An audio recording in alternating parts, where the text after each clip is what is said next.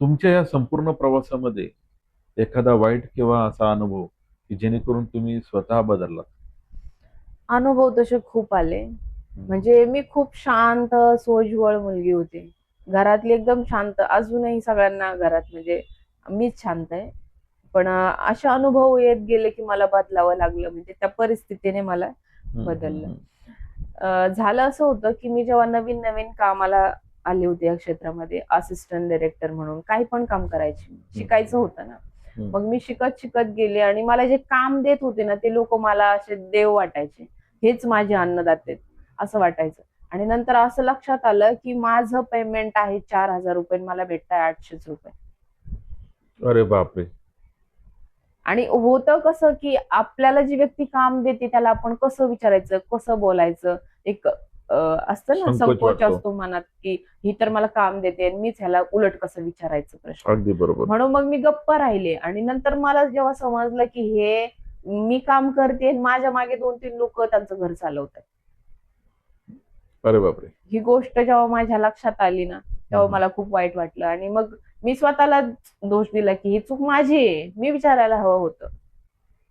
Actually माझं बोललं काम पाहिजे. होतं, की मी विचारणं, कुठे आहे काम, कोण देतंय मला पेमेंट, किती देतंय.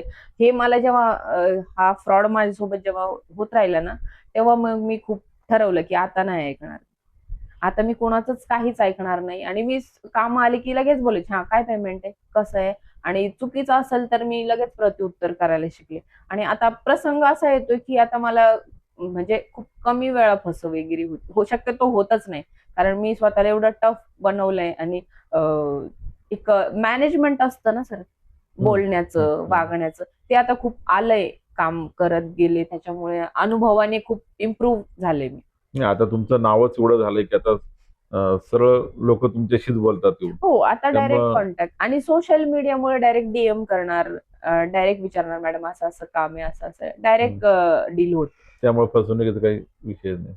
आता फसवत होत. पण ते त्याच्यामुळे मी खूप रूड झाले. शांत स्वभावाची मुलगी अचानकच अशी वागते. कधी-कधी माझी मी नाही, मला त्याला खूप त्याला आठवते. रूट नाही म्हणता येणार आपल्याला. काय असतं, की प्रोफेशनमध्ये तसं बोलावं लागतं. एक वलय निर्माण करावं लागतं. कोणाशी आपण किती बोलायचं, काय बोलायचं, कसं बोलायचं. ते एक प्रोफेशनचा भाग असतो. तुम्ही प्रोफेशनल झालात. हो, कदाचित ह्या प्रसंगामुळेच मी हे सगळं करू शकले आणि आता ती खूप सोज्वळ मुलगी होती असं वाटतंय. कधी-कधी माझीच मी खूप आठवते. मॅडम, या इंडस्ट्रीजमध्ये लोकांच्या कोणत्या गैरसमजुती आहेत असं तुम्हाला वाटतं? लोकांचे सगळ्यात मोठा गैरसमज लोकांचा हा आहे, की एखादी मुलगी हं, सर, हं, एखादी मुलगी जर सक्सेस झाली, मग ती डान्समध्ये असू द्या, ॲक्टिंगमध्ये असू द्यात, हं. कशातही असू द्या, सिंगिंगमध्ये असू द्या. तर त्यांचा सगळ्यात मोठा हा गैरसमज आहे, की ही नक्कीच काहीतरी वाईट काम करून आलेली आहे. हिला नक्कीच एक्सने हिच्या मागे नक्कीच कोणतरी एक्स आहे. तसं नसतंय. सगळ्यांच्या बाबतीत तसं नसतंय. प्रत्येकाला आपली एक जागा निर्माण करावी लागते, स्ट्रगल करावं लागतं. खूप साऱ्या गोष्टी फेस कराव्या लागतात. आणि जेव्हा कुठे थोडंफार मिळायला लागतं आणि कुणीतरी येऊन म्हणतंय, "आम्हाला माहिती आहे तू कशी आली." तेव्हा खूप जास्त लागतात त्या गोष्टी. आणि ह्या गोष्टी सहज बोलून जातात लोक. हां, बोलणारे लोकं तर सहज बोलतात आणि त्या गोष्टी खूप म्हणजे परिणाम करतात मेंदूवर, की यार मी एवढं कष्ट घेतलेत, एवढ्या संकटांना पार करून आता आली आणि कुणीतरी रँडम पर्सन येतो आणि म्हणतो, "आम्हाला माहिती कसं केलंय, काय केलंय." आणि हे माझ्याबद्दल तरी अजून कोण बोललंय. पण जेव्हा दुसऱ्यांबद्दल बोलतात ना, तेव्हा मला खूप वाईट वाटतं. तुम्हाला माहीत नसते परिस्थिती काय आहे. तुम्हाला माहीत नसतं त्या व्यक्तीने काय-काय फेस केलेलं आहे. तिचं फॅमिली बॅकग्राऊंड माहीत नसतं.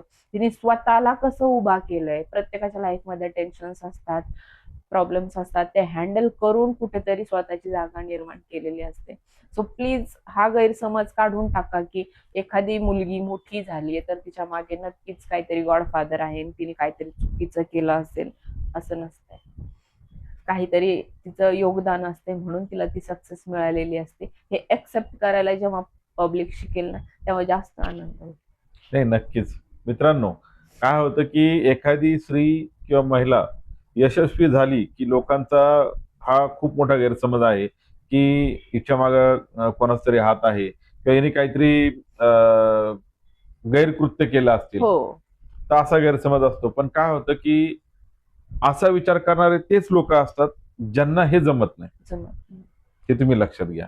त्यामुळं अशा लोकांकडे दुर्लक्ष करून आपण बिनधास्त चालत असतो. जे चांगले लोक आहेत त्यांच्यासोबत आपला प्रवास चालू ठेवायचा असतो.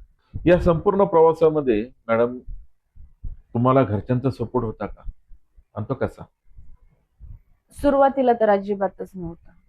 मी जेव्हा बोलली पप्पांना की मी जॉब करत होती, मी म्हटले मला असं असं करायचंय, ऑडिशन द्यायचंय, एका एका ठिकाणी जायचं, तेव्हा त्यांनी स्पष्ट सांगितलं की नाही, जग वाईट आहे, तू बाहेर पडली तर तुझ्या मागे मला 2 बहिणी आहेत छोट्या, त्यांचं काय होईल, त्या काय शिकतील तुझ्याकडून. म्हणजे घरात असं वातावरणच नव्हतं की मी ह्या क्षेत्रात जावं किंवा ह्या क्षेत्रात पुढे काहीतरी होईल माझं. त्याच्यामुळे पप्पांना ही भीती होती की ही जर बिघडली तर ह्या बाकीच्या पण तिच्या मागेच. म्हणजे प्रत्येक आई वडिलांना ती भीती असते, मुलीच्या खासकर आई वडिलांना ती भीती असते. आणि एक प्रसंग तर असा होता की जेव्हा मी या क्षेत्रात आली, फिल्म रिलीज, ट्रेलर आला होता, तेव्हा माझे सख्खे चुलते माझ्या वडिलांना म्हटले होते आता हे तमाशे करायचे. बाप. आमच्या घरामध्ये मी 3ऱ्या पिढीवर झालेली मुलगी, खूप लाडाने वाढलेली. म्हणजे आमच्या घरात 3 पिढ्या मुलगीच नव्हती. मग मुलगी आहे, तिला एवढं लाडात वाढवलंय आणि आता ती असे तमाशे करणार, आपलं नाव खराब करणार, असं तसं. खूप खूप गोष्टी आल्या कानावर. म्हणजे नातेवाईकात पण चर्चा व्हायची की एवढं लाडात वाढवलेली ना आता तिने असा फायदा घ्यायला सुरुवात केली. मग त्यावेळेस वडिलांची काय प्रतिक्रिया असते की? पप्पांपर्यंत ह्या गोष्टी सहसा जात नव्हत्या, पण पप्पांचं एक चांगल्या विचारसरणीचे व्यक्तिमत्व आहेत ते, आणि ते शक्यतो पॉझिटिव्हच बोलतात, कोणत्याही गोष्टीला पॉझिटिव्हलीच घेतात. कितीही समोरचा व्यक्ती आपल्याला दोष देत असेल ना तर त्यांचं एकच असतं, तुला माहितीये ना तू चांगलं काम करतेयस, तुला माहितीये ना तुझं कॅरेक्टर चांगलं आहे, तर मग तू दुसऱ्यांना काय एक्सप्लेन करते. गुड. मला ते नेहमी सांग, म्हणजे असं खूप वेळा व्हायचं की कोणीतरी आपल्या तोंडावर म्हणते हा आम्हाला माहितीये तू कशी आहे, तर मग ते खूप खच्चीकरण होतं स्वतःचं, मनातूनच खचून जायचे मी. मग पप्पाला सांगितल्यानंतर पप्पा म्हणायचे हे बघ बाळा, तुला माहितीये ना तू चांगलं काम करतेय, तुला आनंद येतोय ना, पुढे चालून तुला माहितीये त्यातून चांगला आउटपुट मिळणार आहे, मग तू का त्यांचा त्रास सहन करून घेते. तुझा बाप आहे ना, तुझा बाप सगळं करणार आहे, तुला पोसायला तुझा बाप आहे, ते फक्त हसायला येणार आहे, ते पोसायला येणार नाहीयेत. मग त्यांच्यातून मला खूप साऱ्या प्रेरणा मिळत गेल्या. अजूनही मी कोणतंही काम केलं ना तर माझे पप्पा खूप प्रशंसा करतात, त्यांना खूप आनंद होतो. जेव्हा मला फिल्म पुरस्कार जाहीर झाला होता तेव्हा अक्षरशः त्यांच्या डोळ्यात पाणी होतं. चांगल्या चांगल्या दिग्गज लोकांसोबत जेव्हा मी काम करायची तर सगळ्यात मोठा आनंद माझ्या पप्पांना व्हायचा. नाही, नक्कीच. त्याच्याशीच रिलेटेड मी तुम्हाला प्रश्न विचारतो मॅडम की जे लोक तुम्हाला नावं ठेवायचे, तोंडावर असेल, तुमच्या वडिलांना सांगायचे की आता हे असे तमाशे करणार का वगैरे, आणि आज तुम्ही बघा तुमचं नाव चित्रपट क्षेत्रामध्ये खूप मोठं आहे. प्लस तुम्ही स्टेज शो वगैरे करतात, त्याच्यात तुम्ही स्वतःचा एक कंपनी चालवतात. तुम्ही स्टेज परफॉर्मन्सही चांगल्या करतात. त्या डान्सिकल स्टेजमध्ये तुमचं नाव मोठं आहे. मग हे आता हे सगळं सक्सेस मिळाल्यानंतर त्या लोकांच्या काय प्रतिक्रिया असतात? होतं असं की आता एखाद्या गावात जर माझा परफॉर्मन्स असेल, नातेवाईक असतील, तर ते सांगतात हा ही आमची मुलगी बरं का, ही आमची नातेवाईक आहे बरं का. आणि हे सगळ्यांच्या सोबत होतं. जेव्हा तुम्ही शून्यात असता ना तेव्हा लोक तुम्हाला नावं ठेवतात, तेव्हा सगळे हात काढून घेतात, सगळे नातेवाईक, सगळे नाते तोडून जातात. पण जेव्हा थोडस तुमच्याकडे यायला लागतं ना तेव्हा मग मुंग्या कशा साखरेला लागतात तशी लोक आहेत. त्यामुळे त्यांच्याकडे लक्ष द्यायचं नाही. आपल्याला माहिती आहे आपण योग्य दिशेने जातोय, आपल्याला माहिती आहे आपण जे काम करतो ते आपल्यासाठी योग्य आहे, तर मग त्यांची काळजी का करायची. तसंही वाईट प्रसंग आठवायचा आपल्याला. वाईट प्रसंगात कोण आपल्या सोबत होतं, जेव्हा माझी मम्मी ऍडमिट होती तेव्हा माझे वडील आणि मीच पैसे जमा करायला धावपळ करायचे. रात्री पप्पा थांबायचे आणि दिवसा मी थांबायचे, दिवसभर पप्पा जॉब करायचे. म्हणजे असं आमचं खूप घाण शेड्यूल होतं की त्या प्रसंगातून आम्ही बाहेर आलो तेव्हा कोण नाही आलं. मग आता येऊन काय उपयोग. आणि आता मी त्यांचं जास्त मनावर पण घेत नाही. नाही, घेतलंच नाही पाहिजे. मित्रांनो, या मॅडमनी इतकी सुंदर आणि छान गोष्ट सांगितलेली आहे. त्यांच्या या अनुभवावरून आपल्याला हे शिकायला मिळतं, की ज्यावेळेस आपली स्ट्रगल लाईफ चालू असते ना, त्यावेळेस असंख्य हे नकारात्मक बोलणारे लोकं, टीका करणारे लोकं तुमच्या आयुष्याच्या वाटेला येणार आहे. आणि त्याच्यातून आपण मार्ग काढत-काढत जेव्हा आपण यश संपादन करतो, त्यावेळेस हेच लोकं, हा आमचा नातेवाईक आहे, हा आमचा मित्र आहे, हा आमचा ओळखीचा आहे, ही अशी ओळख निर्माण करतात आणि दाखवतात. त्यामुळं स्ट्रगल लाईफमध्ये कधीही या निगेटिव्ह विचारांचं मनावर घ्यायचं नाही परिणाम करून, आणि आपलं आपलं आपलं स्ट्रगल करत करत यशाचं शिखर गाठायचं. तर मॅडम, तुम्हाला तुमच्या भविष्यामध्ये अजून काय अचिव्हमेंट करायची अशी इच्छा आहे का? अचिव्हमेंट म्हणाल तर आता सध्या जिथे आहे ना, तीच खूप मोठी अचिव्हमेंट आहे. यासाठीच मी खूप कष्ट घेतलेत, खूप काही सहन केलंय, खूप प्रयत्न केलेत. असं ठरवलेलं नाही की मला हे मिळवायचंय. मला फक्त मी हे ठरवलं होतं की मला ऍक्टिंग करायची, मला डान्स करायचंय, मला सिंगिंग करायची आणि ते कंटिन्यू करायचंय. आता इथून पुढे मी ते कंटिन्यू करणार जोपर्यंत माझ्याच्याने होतंय, जोपर्यंत प्रेक्षकांचा, परमेश्वराचा हात आहे, जोपर्यंत लोकांना आवडतंय, तोपर्यंत करत राहणार. आणि असं काही ठरवलेलं नाही की हे मला असं ठरवून काहीच नाही. ते प्रवाहात होत गेलं आणि मी करत राहिले आणि इथून पुढेही मी तेच कंटिन्यू करेन. तर मॅडम, तुमचा जीवन प्रवास खूप चांगला होता. त्याच्यातून बरंच काही शिकण्यासारखं आहे. या क्षेत्रात नवीन येणाऱ्या कलाकारांना तुम्ही काय सल्ला द्याल? असं आहे सर, रोज नवीन नवीन कलाकार प्रयत्न करत असतात आणि असे खूप कलाकार आहेत की वर्ष, 2 वर्ष, 3 वर्ष खर तर प्रवास करतायत. ही सोपी गोष्ट नाहीये सर. प्रवास करणं खरं तर सगळे प्रसंग आपण सहन करू शकतो, पण जेव्हा घरात येतो आणि घरातले म्हणतात आता पुढे काय, हम्म. ते खूप कठीण आहे.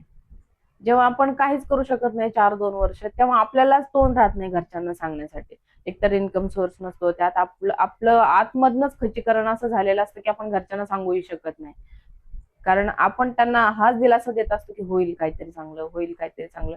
आणि त्यात असं होतं की नवीन जे आता या क्षेत्रात लोक येतात त्यांच्यासोबत असं होतं की ते स्ट्रगल करतात करतात आणि एखाद दोन ठिकाणी म्हणजे भरपूर ठिकाणचे रिजेक्शन जमा करून मनात ठेवतात आणि त्यातच खचून जातात आणि हम्म. मग हम्म. नको आता माझं मी नाहीच करू शकत, हात टेकतात.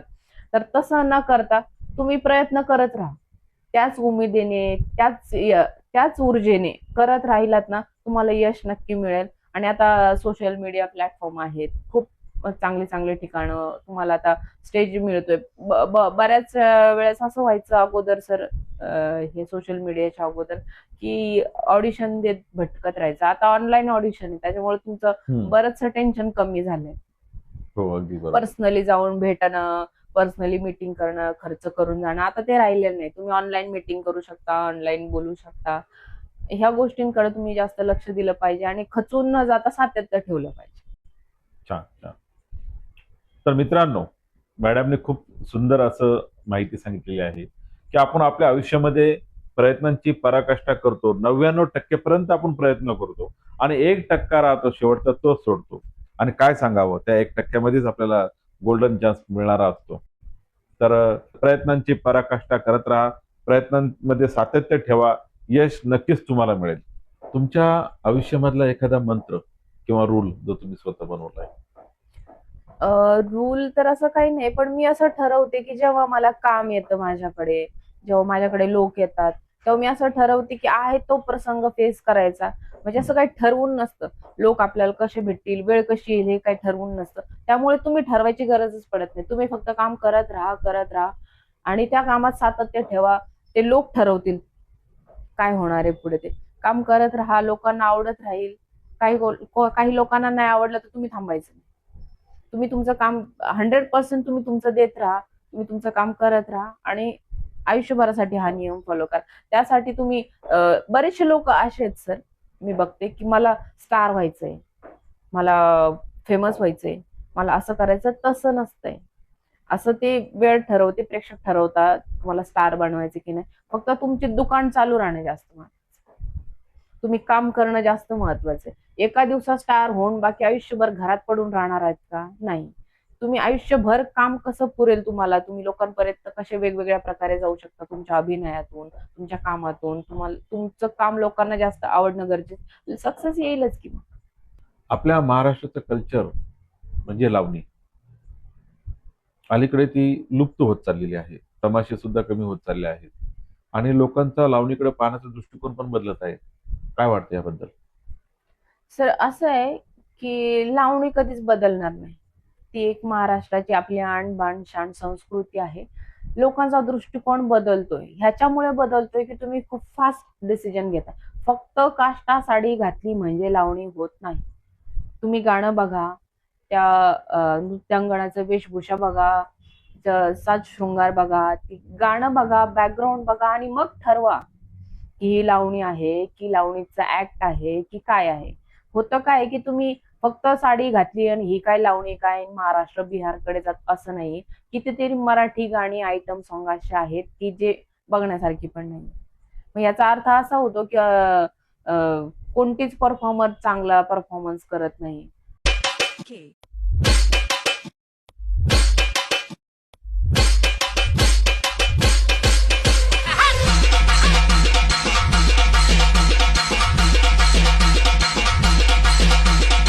ते आयटम सॉंग्स आहेत, फक्त ते काष्ट्यावर केले जातात. आता प्रत्येक गाण्यासाठी चेंज नाही करू शकत. मराठी गाणं लागलंय त्यात एखाद्या प्रेक्षकाची फरमाईश येते की हे गाणं वाजवा, आम्ही नाही टाळू शकत सर. प्रेक्षकांना आम्ही नाराज नाही करू शकत. समजा मी आता आमदार गाणं करते, त्याच्यात मी काष्टा घातलेला आहे आणि एखाद्या व्यक्तीने मला हिंदी गाण्याचे सांगितले की 2 लाईन तरी ह्याच्यावर तुम्ही परफॉर्म करा, मी त्याला नाही दुखवू शकत. त्याचा मान राखणं माझं कर्तव्य आहे. मी स्टेजवरती मला त्याचं गाणं करावंच लागेल आणि योगायोगाने तेच व्हायरल, म्हणजे अनफॉर्च्युनेटली योगायोग नाही म्हणता येणार त्याला, तेच गाणं सोशल मीडियावर गेलं तर लोक जज करणार. तुम्ही परिस्थिती जाणून घ्या अगोदर, ह्याच्या मागे काय परिस्थिती आहे, हे गाणं कोणतं आहे, समोरची व्यक्ती कोणत्या गाण्यावर डान्स करते. फक्त काष्टा घातला म्हणजे लावणी होत नाही. तिच्या पायात घुंगरा आहेत का, सगळ्यात महत्वाचं ते गाणं कोणतं आहे, तोडा वाजलाय का, ढोलकी वाजते का त्या गाण्यात, नाही, त्यांनी टिकली लावलीय का, नथ घातलीय का, साज शृंगार केलाय का, आंबाडा बांधलाय का, फुलं लावलेत काय, हे सगळ्या गोष्टी गृहीत धरा. तुम्ही ह्या गोष्टींचा विचार करा आणि मग समोरच्या व्यक्तीला ट्रोल करा किंवा माझ्यासारख्या परफॉर्मरला नाव ठेवा. लोक उठसूट कोणीही कमेंट करता, ही काय लावणी का महाराष्ट्र बिहारकडे घेऊन चाललाय, नाही, ती लावणी नाहीये, ते एक गाणं आहे, आयटम सॉन्ग आहे, त्याच्यावर एक मुलगी परफॉर्म करते, बस एवढंच आहे. लावणीला कुणीही हलवू शकत नाही. नाही, पण अलीकडे लावणी जे होतात त्याचं प्रमाण कमी होत चाललंय, ती लुप्त होत चालली असं जाणवतंय. कारण अलीकडे सगळ्यांची रिक्वायरमेंट अशा परफॉर्मन्सची, लावणीचं शक्यतो कार्यक्रम जास्त कुठं होत नाही, बघायला मिळत नाही. हा, आता त्याला एक कारण असू शकतं. लावणीचे श्रोता वर्ग असेल, प्रेक्षक वर्ग असेल, जुन्या काळातली लोक खूप आवडीने हे लावणी बघ, अजूनही मुलं मुली बघतात, पण सोशल मीडियाचा जमाना आलाय सर. सगळ्यांना धांगडधिंगा आवडतो. बरेचसे प्रेक्षक असे आहेत की म्हणजे माझ्यासोबत असा प्रसंग आलेला आहे की ढोलकीच्या तालावर गाणं झालंच पाहिजे, लावणी झालीच पाहिजे आणि मी घागरा घातलेला होता. करावी लागली, आत्ताच झाली पाहिजे, याच्यानंतर एक पण गाणं वाजणार नाही, ढोलकीच्या तालावर लावणी झालीच पाहिजे. मला तोडकी मोडकी का होईना करावी लागली. आहे तो प्रेक्षक वर्ग अजूनही. आपण असं म्हणतो की नाही आता प्रेक्षक असणार आहे. होतंय काय की तुम्ही रिक्वायरमेंट कशी करता. आता आमच्याकडे कार्यक्रमाला जेव्हा कॉल येतात तेव्हा सांगितलं जातं की दणक्यात कार्यक्रम झाला पाहिजे. तुम्ही जर सांगितलं की लावण्या वाजल्या पाहिजेत, आम्ही वाजवू की. आम्ही आम्ही स्वतः आहोत तयार करण्यासाठी, आम्ही तयारी दाखवतो. पण तुम्हीच म्हणता की नाही डीजे शो आहे, चांगल्या पोरी आणा, आयटम आणा, नाचल्या पाहिजे. ही लोकांची रिक्वायरमेंट आहे सर. आणि हीच लोक कमेंट मध्ये सांगतात की काय लावणी का, म्हणजे लोक दोन तोंडे आहेत ना. म्हणजे थोडक्यात असं म्हणावं लागेल की लावणी लुप्त होण्यामागे तो ऑडियन्सही कमी होत गेलेला आहे. ऑडियन्सचा कल हा लावणीपेक्षा इकडं शोजकडे जास्त वळाला जास्त आहे. वेळ त्यामुळे सुद्धा लावणीकडे थोडं लावणी मागे पडत चालली मागे आहे. पडत चालली. आणि असे खूप कलाकार आहेत की जे, आता माझ्या मैत्रिणीच आहेत लावणी कलाकार, मी स्वतः पण लावणी करते. आम्ही हा प्रयत्न करतो की लावणी जपली पाहिजे, लावणीत घाणपणा दिसला नाही पाहिजे, अश्लीलता दिसली नाही पाहिजे. अजूनही अंगभर कपडे घालून लावणी सादर केली जाते, घुंगरू घालून. आम्ही स्वतः एक कलाकार म्हणून लावणीचा खूप आदर करतो आणि मी तरी स्वतः हा प्रयत्न करते की सुरुवातच माझी लावण्यांच्या गाण्यांनी होते सर. मी वा. सुरुवात कोणताही शो असो, डीजे शो असो, लाईव्ह शो असो किंवा ट्रॅक शो असो, मी सुरुवात ही लावणीनेच करते आणि करत राहणार, कारण लावणी ही आपली संस्कृती आहे, ते विसरून चालणार नाही. वा वा, छान छान छान. मॅडम, आपण ड्रामा करतात, स्टेज शो पण करतात आणि अभिनय क्षेत्रातही काम करतात. या व्यतिरिक्त तुम्ही सिंगिंग पण करतात असं मला कळालंय. तर आम्हाला आवडेल, प्रेक्षकांना आवडेल की आपण एखादं छोटस गाणं सादर करावं. बापरे. गाणं चालेल, गाणं म्हणेल मी, पण मला महाराष्ट्राची संस्कृती आपली लावणी, मला लावण्या खूप आवडतात वा. पर्सनली. आणि मी एकांतात असले तरी लावणीच गुणगुणते आणि लावणी परफॉर्म पण करते एकांतात. त्यामुळे मी एक छोटीशी लावणी ऐकवते. तुम्हावर केली मी मरज बहार, नका सोडून जाऊ रंगा महार, नका सोडून जाऊ रंगा महार. पापणांची तोरण बांधून डोळ्यावरती, पापणांची तोरण बांधून डोळ्यावरती, ही नजर उधळते काळजातली फिरते, ही नजर उधळते काळजातली फिरते. जवळ याव मला पुसाव गुप्पीत माझ खुशाल, गुप्पीत माझ खुशाल. तुम्हावर केली मी मरज बहार, नका सोडून जाऊ रंग महाल, नका सोडून जाऊ रंग महाल. वा वा वा, थँक्यू. खूप छान खूप छान खूप छान. खूप छान गप्पा रंगलात मॅडम आपल्या. खूप चांगली उत्तरं पण तुम्ही दिली. तर आपण आता रॅपिड फायर म्हणून एक खेळ खेळणार आहोत. याच्यात तुम्हाला एका वाक्यात उत्तरं द्यायची. तर पहिला प्रश्न आहे, ऍक्टिंग, डान्स. बोथ, दोन्ही. आवडता अभिनेता. तसे खूप आहेत. हिंदी असो किंवा मराठी असो, काही हरकत नाही. त्यातल्या त्यात एक. एकच, शाहरुख खान. आवडती अभिनेत्री. माधुरी दीक्षित. आवडतं नाटक. सखाराम बाइंडर. आवडता चित्रपट. आवडते चित्रपट खूप आहेत. त्यातल्या त्यात देवदास आणि मराठीमध्ये पिंजरा. अहिल्यानगर की पुणा. ओह माय गॉड, दोन्ही. लाईफचा मंत्रा. थांबायचं नाही. तुमच्या फॅनसाठी एक संदेश. फॅनसाठी संदेश नाही, पण आभार नक्कीच मानेल की इथपर्यंत आणण्यासाठी तुमचं खूप मोठं योगदान आहे माझ्या आयुष्यामध्ये, आणि असंच प्रेम राहू द्या. पुढे माहित नाही काय होईल उद्याचं, पण तुम्हाला तुमच्या मनोरंजनाची जबाबदारी मी घेते. तुमचं मनोरंजन 100% होईल याची जबाबदारी मी घेईल. भले ते ऍक्टिंग मध्ये असू देत, डान्स मध्ये असू देत, सिंगिंग मध्ये असू देत. बस. थँक्यू मॅडम, तुम्ही खूप सुंदर अशी उत्तरं दिलेली आहे.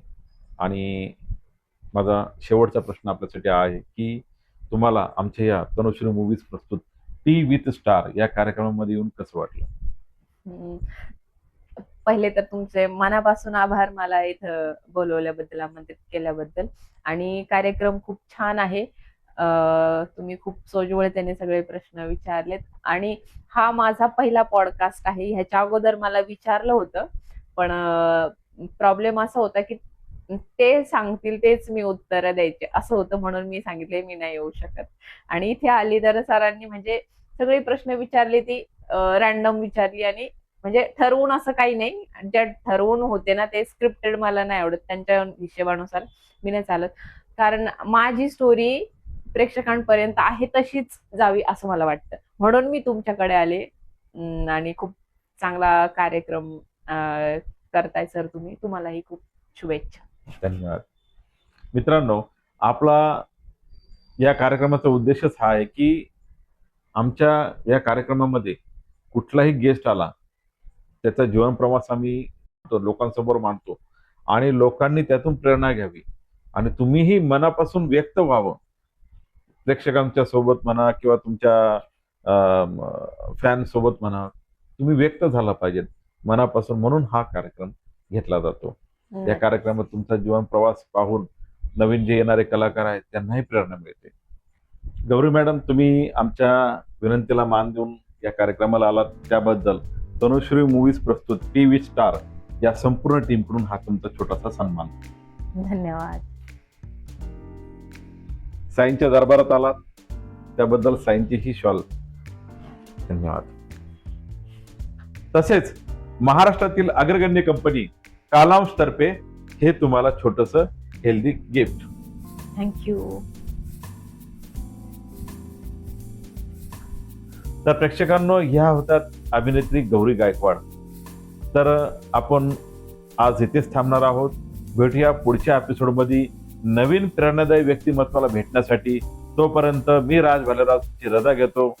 धन्यवाद. धन्यवाद. धन्यवाद.